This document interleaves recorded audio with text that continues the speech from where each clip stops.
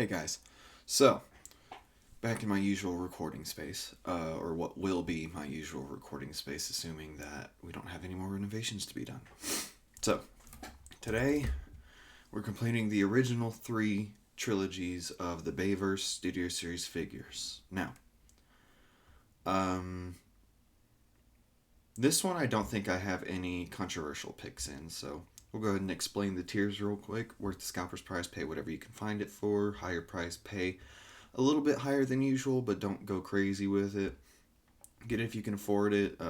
If you can afford it, get it. If you can't, you don't have to worry.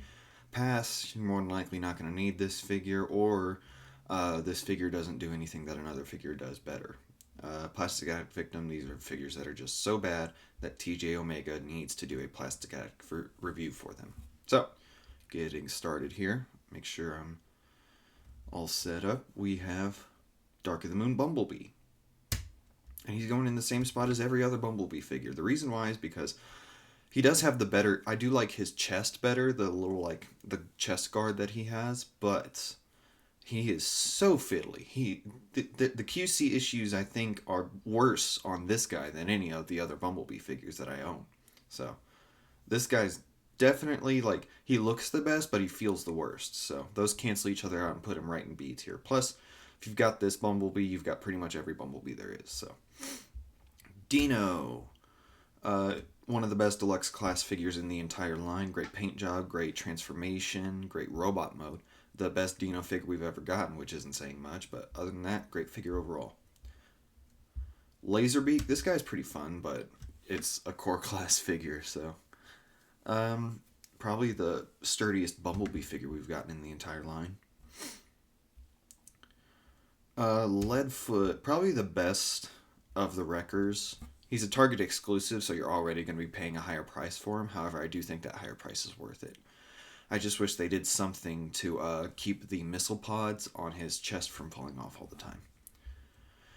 Dark of the Moon Megatron. This is this. I don't think this is the original. This is the Universal Studios Ride version, but it's the same figure. So this guy, in my personal opinion, is my least favorite of the Megatron figures in the line. His cankles are so out of proportion with the rest of his body.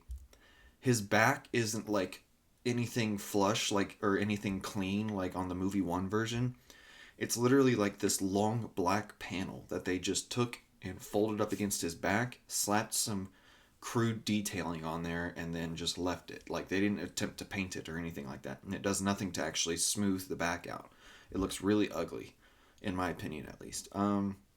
But he is a better figure overall than the original Dark of the Moon figure. As a matter of fact, I'm probably being a little too harsh. I'll put him at the lower end of higher priced. Optimus Prime, the Dark of the Moon version. This, I'll put in a higher priced. This is getting a re-release here pretty soon, I think. Either within the next month or within the next month or two. This will be re-released at Target in the Buzzworthy line. So if you can get it there, get it. Get it, because this is one of the better Optimus Prime figures. I still think the 07 version is better. I think the 15th anniversary version is the best because it takes the best part of the Revenge of the Fallen Prime, where the legs, and then it takes the upper body of the other two and it combines them, and it looks really good. So I think if you can't get that one, get this one for sure. Dark of the Moon Ratchet, it's just a better painted Ratchet. Still has all the same issues, however, I do like this paint job better. Roadbuster, he's probably the weakest objectively of the Wreckers. Not because he doesn't look good, but because he doesn't feel good. This guy's shoulders, from what I've heard, are loose pretty consistently. He doesn't tap together in vehicle mode anywhere. His legs make the front end of his car, and they don't tap in. They just sit there. So that gets pretty annoying, especially when you're trying to get his wheels to line up. But other than that, he's a pretty good figure. I just wish he had a few more tabs and then had a few less QC issues. Shockwave, probably the best figure of this group here. It's a remold / retooling of the Revenge of the Fallen Megatron, which is my personal favorite Megatron. And I think it works, He is Voyager sized in robot mode, so is the Dark of the Moon Megatron. They're about the same heights. as far as robot mode as the other Megatron figures go. Definitely the best Shockwave figure we have in the entire Studio Series line. Looking at you, Core Class Bumblebee. Shockwave, sorry. As you can tell, you can probably tell where I'm going to put that one. Moving on, we have Soundwave. This is definitely... I'll put him here. Now, I considered putting him in the Get It If You Can Afford It because I think there are some pretty wide QC issues. I've seen several pictures of this guy with broken pieces, and I think the reason why is because of clear plastic. His entire backpack is made of clear plastic, and he has clear plastic parts on his arms. Mine have not broken or cracked or anything like that, so crossing my fingers, hoping that stays that way. The Laserbeak minifigure is kind of cool. It's definitely one of the better looking minifigures. I think Scorponok is the best. Actually, Steeljaw here might be the best, but this is definitely up there. I just wish he was painted a little more. One other, you know what? I'm going to bump him down a little bit because there's another issue I have. This guy has a lot of soft plastic on him, and it's not like on Starscream's nose cone of his jet mode where it's soft plastic, but it's like a dense rubber where it's going to hold really well over time. It's like their usual soft plastic. You saw a lot of that in the Age of Extinction line where anything that could possibly poke an eye or anything like that was soft plastic, and it wasn't like dense, it was like really flexible soft plastic. So there's another issue, and it's in weird spots too. His head is soft plastic, his hands are the soft plastic, his knee pads are the soft plastic. It's really weird. Like he didn't need all this soft plastic. His hands don't stick out far enough, and I highly doubt a kid's gonna take his hand and jab it in his eye. The head didn't need to be soft plastic, although the head I kind of understand more because he does have those really tall points on the top of his head. But like the knee pads, those aren't going anywhere near a child's eye. Like even if you have them like positioned like they are here, that's a really hard spot to hit. But oh well, I guess they have to. It's a legal thing. Top spin goes here. Here. I can't find this guy for any price lower than $50, which that's a reasonable price. This is a pretty good figure. Mine broke. Unfortunately, the ball joint in his left leg got fused to the actual socket, and when I tried to fix it, it broke the joint itself. So, that's a bit of a bummer. I'm a little salty about that, but you know what? I'm also going to bump him down because he also has weird uses of soft plastic. His guns are soft plastic, both in vehicle, the ones on his back for vehicle mode, and the ones that that can attach to his like wings or his hands, and his little grabbers are also soft plastic. It's weird because he's one of the only Studio Series figures to have soft plastic accessories. Like Roadbuster here, his minigun wasn't soft plastic. None of Leadfoot's accessories are soft plastic. Shockwave, his sword is soft plastic, but that's a long piece, so you can understand that. But like, none of these are really long, and I highly doubt a child is ever going to use a gun as a sword. So, yeah, that was a bit concerning to me. The DNA design kit does fix that though. You'll just have to drop another $40 to get it. So, but other than that, he's pretty good. He's probably going to be at the top of this tier for a little bit. Dark the Moon Sideswipe, in my opinion, is the best deluxe class figure in the line. This, yes, it doesn't have the best paint job, but again, Hasbro is always going to skip out on the paint job in favor of having a good mold.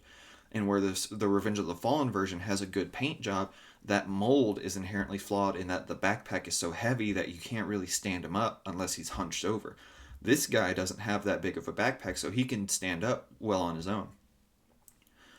But yeah, no, the backpack, not having that big of a backpack does so much to help this figure. This guy is great. I love this guy. Thundercracker. Never showed up in the movie, so you can't really use screen accuracy as a thing against him. I'll put him here just because, yeah, he never showed up in the movie, so you're not missing out on much if you did miss out on him. Plus, he's not selling for too high of a price right now. I'm able to find him for $40, which is only $10 higher than what his excuse me, sorry, his MSRP would be. Now we get to the controversial one, probably what's going to be the controversial pick of this video. Crankcase. Unfortunately, you can use an inaccurate mold. Sorry. Screen accuracy can be held against this figure. He doesn't have an accurate head. He doesn't have the spikes that come up off his shoulders. And I don't remember him having gold dreads in the movie. I think they did that just to separate him from Crowbar. Which, this is literally just Crowbar, but with gold dreads instead of the gray. So, you can use screen accuracy against him. However, I still don't have any QC issues with the mold. I do wish he didn't have as much soft plastic on him. His hands are soft plastic. The face is soft plastic. So if you don't know what I mean by that, so his head is just a little like sphere. It's like a basic head shape, but his face is a soft plastic insert that goes onto that head. So the head is soft plastic, but the head is hard plastic, but the face is soft plastic, which I don't understand that. They could have just used it as one piece, and then maybe we could have gotten an actual crankcase head out of it, but beggars can't be choosers. Plus, this figure is like, what, 2 years old now? So we're screaming at the winds by this point. Crowbar. I would pay a higher price to get. I paid $40 to get mine, which was a bit much in my opinion. $35 would have been an acceptable price. That's on the high end of the acceptable price. He has all the soft plastic that this guy has. However, I'm probably being too generous with him. Put him there. That's a little more. He doesn't have any QC issues. He's screen accurate. The screen accuracy thing is what holds this guy back. This guy is actually pretty good as far as screen accuracy goes.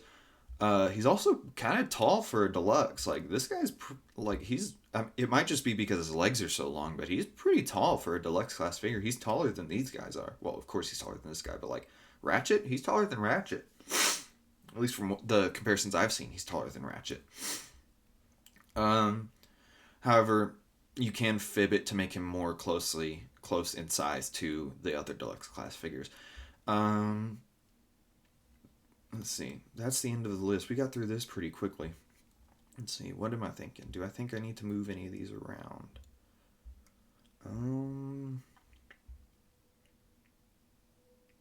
Oh, I forgot. They announced Hatchet. Hatchet's also in this line. He hasn't been like officially announced as part of the Studio Series line, but Hatchet's also in this line.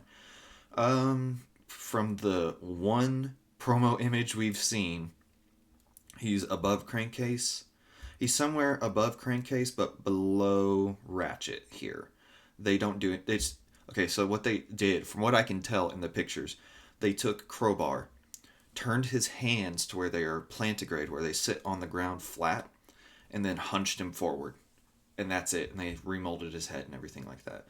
So he still has the backpack, which looks really ugly on a quadruped. So he would get bumped down for that.